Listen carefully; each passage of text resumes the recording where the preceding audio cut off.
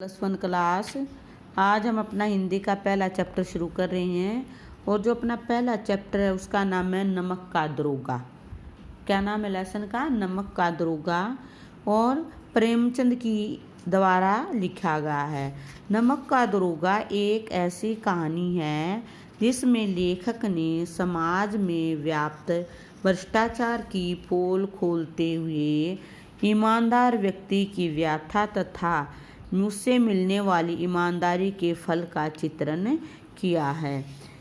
जब नमक विभाग बना तो इसकी भी कालाबाजारी होनी शुरू हो गई।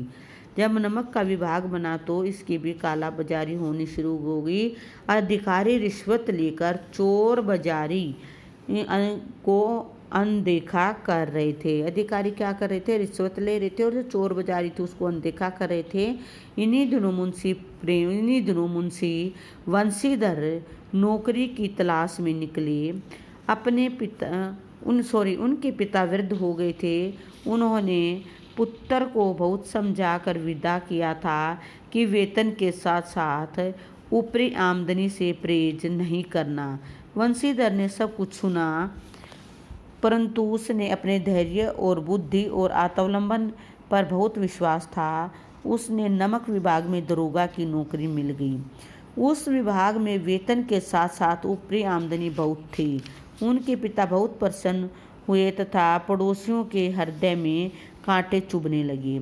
सर्दियों के रात के समय दरोगा वंशीधर की नींद अचानक खुली तो उन्होंने नमक दफ्तर से कुछ दूर बहती हुई जमुना के प्रवाह के स्थान पर गाड़ियों की गड़गड़ाहट तथा मल्लाहों का कौतूहल सुनाई दिया।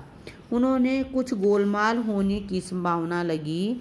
वे वर्दी पहनकर तथा तमचा जेब में रखकर घोड़े पर सवार होकर यमुना नदी के पुल पर जा पहुँचे। अलोपदीन की गाड़ी वहाँ पर पहुँचे तो उन्होंने क्या देखा? वहाँ पर गाड़ियों की एक लंबी कतार पुल के पार जा रही थी।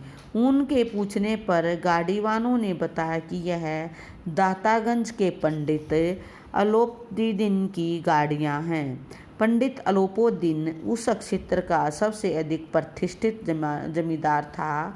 उनका लाखों का लेन देन था तथा सभी अफसर उनके मेहमान बनते थे। दरोगा जी यह पूछने पर कि गाड़ियाँ कहाँ जाएंगी, उत्तर मिला कि कानपुर में।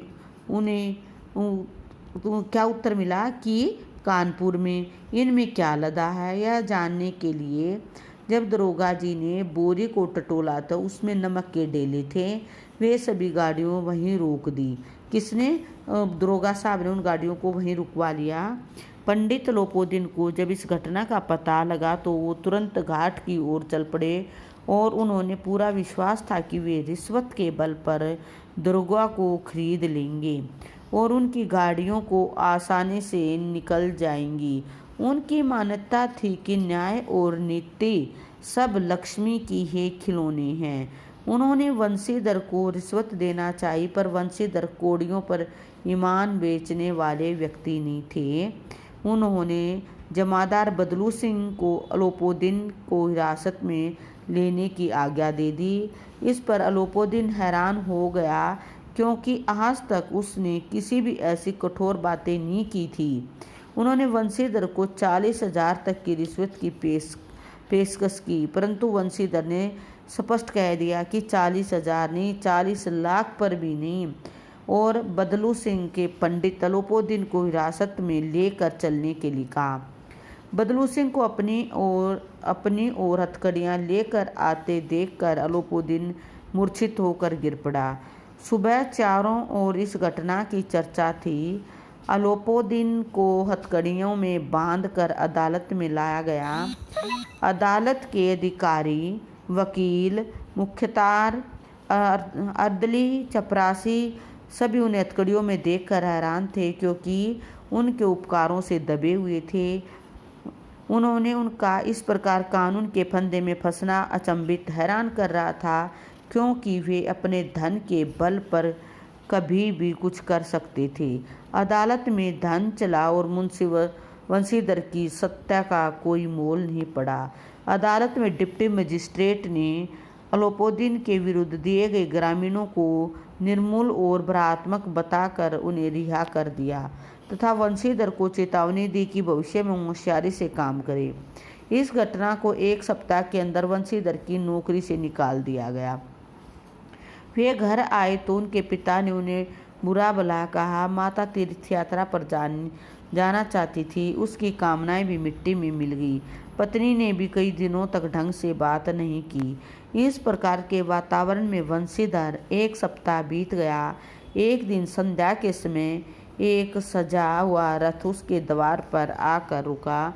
वंशीधर के पिता अगवानी के लिए दौड़े तथा पंडित अलाउद्दीन के रथ से उतरता देखकर उन्हें झुककर दंडवत करने लगे। उनकी चापलूसी में लग गए। जब वंशीधर को बुरा भला कहने लगे तो अलाउद्दीन ने कहा कि ऐसा नहीं कहीं, आपका पुत्र तो कुल तिलक और पुरुषों की कीर्ति की उज्जवल करने वाला धर्मपरायण व्यक्ति है, जो धर्म पर अपना सब कुछ अर्पण कर सकता है। उन्होंने वंशीधर की प्रशंसा करते हुए अपनी जायदाद का मैनेजर पद स्वीकार करने की प्रार्थना की। उन्होंने 6,000 वार्षिक वेतन के अतिरिक्त बंगला, नौकर चाकर आदि देने का भी वचन दिया। वंशीधर ने स्वयं इस पद को अयोग्य मानते हुए उसका क्या कर दिया, स्वीकार नहीं किया, अस्वीकार कर दिया। परंतु अलाउद्दीन के बार बार आग्रह करने पर भी उन्होंने यह पद स्वीकार कर लिया तो अलाउद्दीन ने प्रसन्न होकर उन्हें गले लगा लिया। यानी जो नमक का दरोगा लेसन है, इसमें क्या लेखक क्या बताना चाह रहा है कि एक ईमानदार व्यक्ति जो अपने देश की रक्षा के लिए हर कदम उठाने को तैयार है, लेकिन वहीं पर एक पैसे वाला व्यक्ति जिसके पास पावर का प्रयोग है, उसने उस ईमानदार व्यक्ति को क्या किया, उसकी नौकरी से हमेशा हमेशा के लिए विदा करवा दिया था।